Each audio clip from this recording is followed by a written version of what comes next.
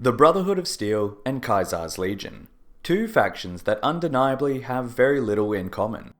One is an insular society, disregarding the lives of the Wasteland denizens.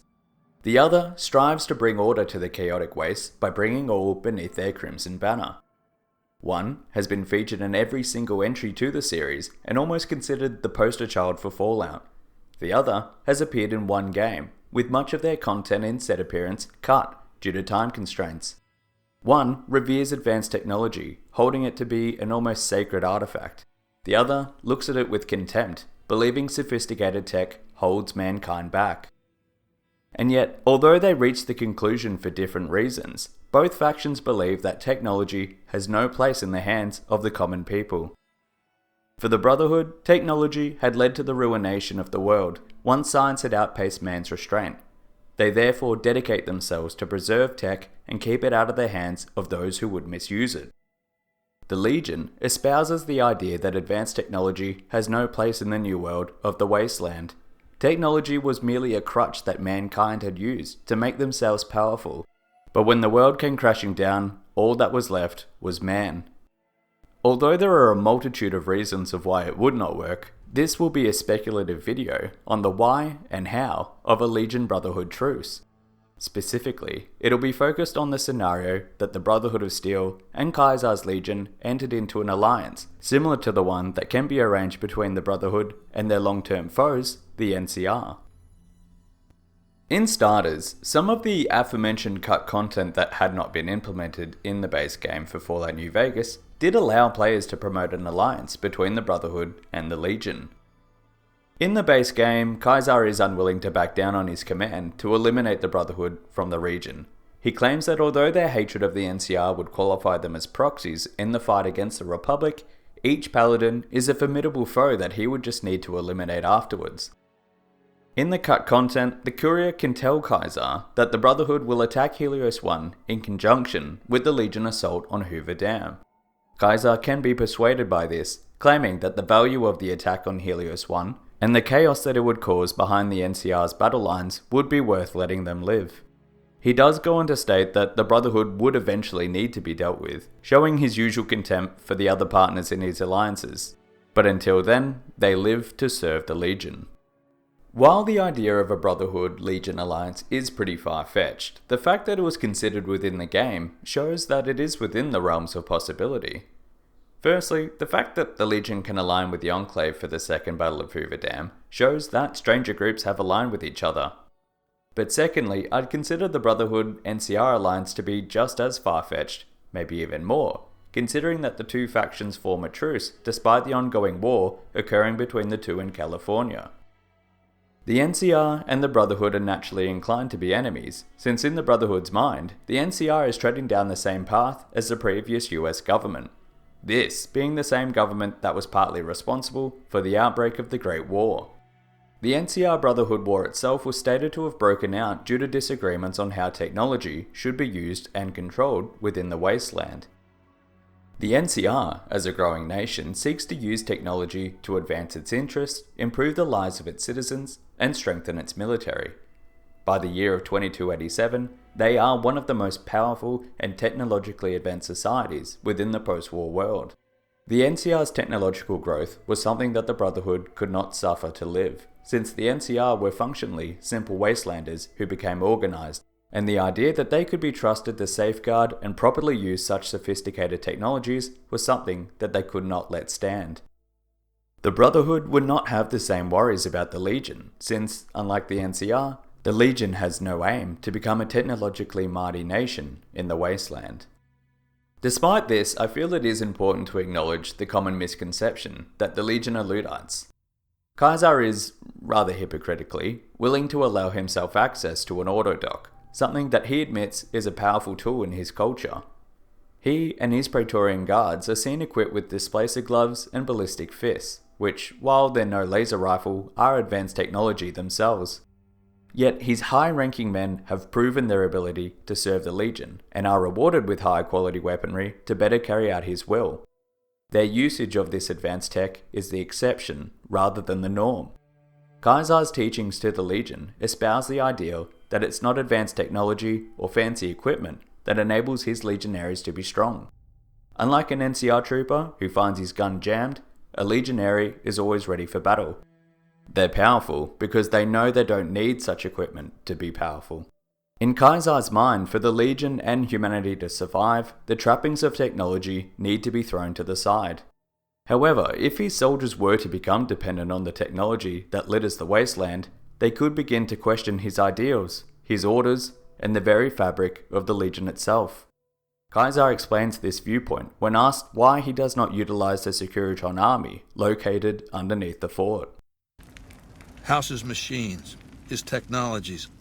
What do they propose? The possibility of victory without sacrifice, no blood spilled, just rivets. That's not an idea to be put in circulation. If mankind's going to survive this moment in history, it needs warriors, not gadgets. As such, the Legion would honestly be one of the factions who the Brotherhood probably would not mind littering the Wasteland. They would not need to worry that the Legion would be striving to push technological study to the brink, or utilizing doomsday weapons. The Legion would stay at relatively the same level of technology over the duration of their existence, never crossing what the Brotherhood may consider to be the forbidden boundary. Comparatively, the Brotherhood also has no interest in ruling the Wasteland, or even in the livelihoods of the inhabitants of the Waste itself, and so would be much more tolerant of the Legion's rule compared to other factions. This is because the Brotherhood in their truest form basically don't care about the lives of the average person. Their primary mission is the preservation of technology and human knowledge, with their founder Roger Maxson comparing them to the knights and scribes who preserved the knowledge accumulated after the fall of Rome. The Brotherhood focuses on the big picture. They want to protect humanity from itself by keeping dangerous tech out of their hands.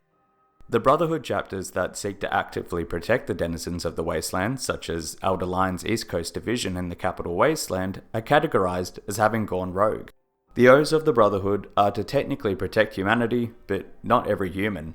Elder Lion surmises their goals by stating that everybody knows how to make another human, but the secrets for making a P-94 plasma rifle are all but lost.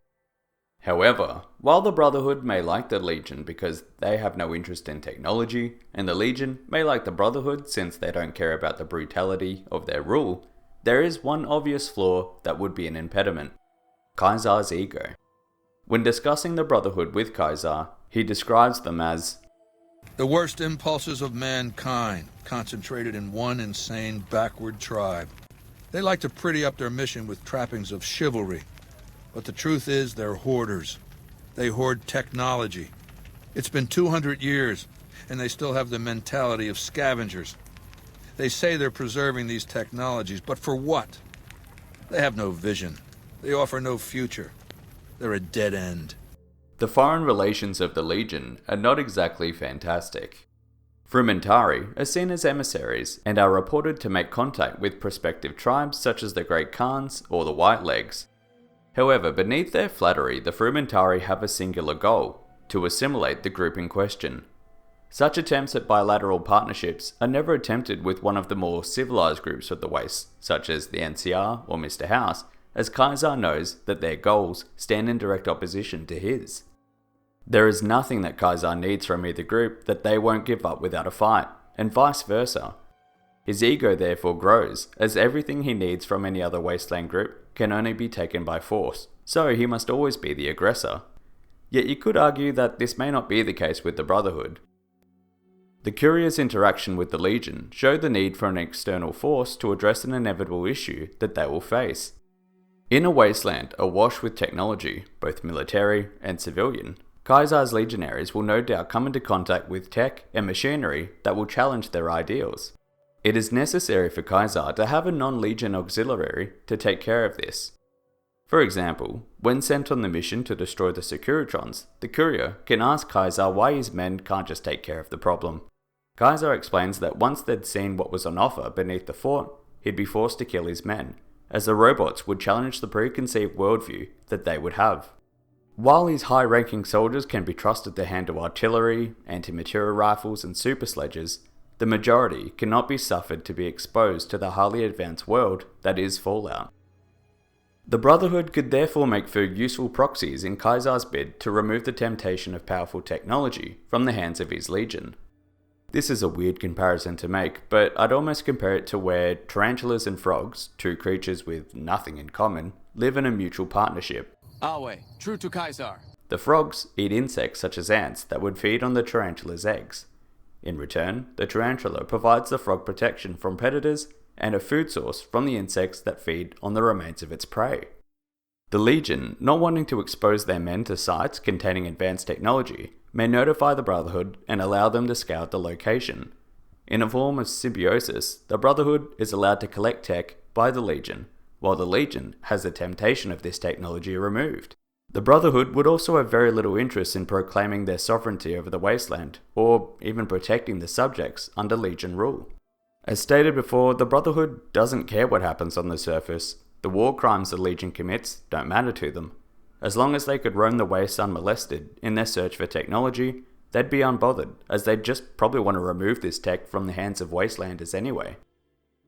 As unlikely as it would seem for the Legion to allow another civilization to live, the Legion is open to change.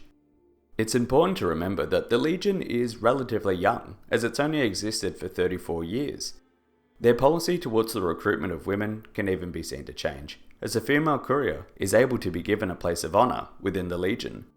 This is purely because Caesar states that it's fine, and his law is absolute.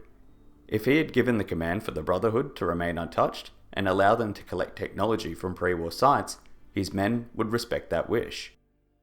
Given his nature, I imagine if he were to do so, he would probably incorporate them into the Legion mythology in some form or another. As an example, the ancient Greek mythology included oracles who lived apart from society, but were condoned as they provided an essential service. The Brotherhood may be regarded in a similar fashion, a tolerated group of individuals who live outside the Legion, but play a role in removing the temptation of technology from the inhabitants of the Legion. It would also be in Caesar's interest to ally with the Brotherhood, given that his end goal is to conquer the New California Republic. He can be convinced to spare the Brotherhood based on the idea that the chaos caused by the Brotherhood attacking the NCR from the rear will be devastating when he assaults the dam. This same principle could be applied on a national scale. At the time of Fallout New Vegas, the Brotherhood is locked in open war with the NCR. Although the war has swung heavily in the NCR's favour, the Brotherhood still hosts numerous outposts and strongholds located across the New California Republic. Bunkers are even confirmed to exist, unseen from enemies' eyes, in the cities such as San Francisco, the Den, and even the capital, Shady Sands. The headquarters of the Brotherhood itself are located in the Lost Hills Bunker, which is within the NCR state of Maxon. The Lost Hills Bunker hosts the High Order of the Brotherhood as well as their ruling council, and is described as being the center for their military and research activities. Canonically, it's stated that the Lost Hills Bunker is still in operation since it was they who gave their blessing for the East Coast chapter to be ruled by Elder Maxon. When the Legion finally comes to California, the NCR would be thrown in complete disarray if they were to fight a war on two fronts. From the east, the terrifying wave of legionaries swarming into their states would occupy most of the NCR's military. Meanwhile, the Brotherhood could rise from their bunkers, conducting devastating guerrilla attacks from key sites located across the Republic. Caesar dreams of conquering California, but the NCR has the largest, most powerful military in the known world. Besides the Legion, the Brotherhood are the NCR's most hated foe, so this undertaking would be much easier if they had joined forces in the war against the Republic. The enemy of my enemy is my friend. And while the Brotherhood would be far too proud to admit it, in their current status, the Legion would be able to take them. In endgame playthroughs of Fallout New Vegas, where the Brotherhood was not outright destroyed, the Legion is able to rout them not only from the recently occupied Helios 1, but also from the Hidden Valley Bunker. This is a fairly huge undertaking to consider, since it would be an incredibly advantageous location to defend, and yet the Legion are able to conquer them. This may potentially be due to the fact that the Legion evidently has some experience in fighting the Brotherhood. Something of particular interest is the fact that Caesar openly states that they had captured Brotherhood scribes in the east. It's unconfirmed but likely that the chapter they'd come into contact with may have been the Midwestern Brotherhood, as this faction has a bunker located in the ruins of Dodge City, Kansas. This is supported by Khazar stating that the scribes did not even know the name of their founder, Roger Maxon. The Brotherhood of Steel, and their scribes in particular, are fastidious about their history. However, the Midwest chapter had broken away from the main Brotherhood's ideals and sought to forge their own path. They therefore would have been less inclined to honour the memory of their founder and the Codex. Anyway, side note aside, it is interesting that they have captured scribes since they are very rarely seen undertaking surface missions, or at the very least without a heavy escort. So the fact that the Legion had been able to capture them indicates that they either annihilated a large group of knights and paladins, or potentially were able to invade the bunker itself. Legion Centurions are seen to possess the Brotherhood Model T-45 power armor located on their arm. Centurion armor is assembled by the components of conquered adversaries' armor, which means that every Centurion that we see in-game has killed at least one Brotherhood of Steel Knight. So ultimately, while the Brotherhood may initially feel like it's beneath them to work alongside Roman LARPing savages, the alternative is much worse. The alternative is their annihilation. In conclusion, there's a multitude of reasons on why a Legion Brotherhood alliance would not be possible. The Brotherhood are proud individuals who see themselves as above the common Wastelanders. They'd probably look down on aligning with a nation of tribals. The alliance would most likely only be possible with the West Coast division, as the East Coast has diverted to a slightly more humanitarian modus operandi. From the Legion side, Khazar is a man of tremendous ego, and may not wish to leave another faction undestroyed in his conquest to rule the Waste. The Legion itself love a challenge, and so they may want to fight the armor-plated technologically superior group simply for the fact that defeating them would be a glorious victory. And yet, I hope that the reasons outlined in this video may help to shape your view that it could have been a possibility, and it's a shame that it was not implemented in the endgame product. Perhaps the cut content will be visible one day when Fallout New Vegas is inevitably re-released to us all, whenever that may be.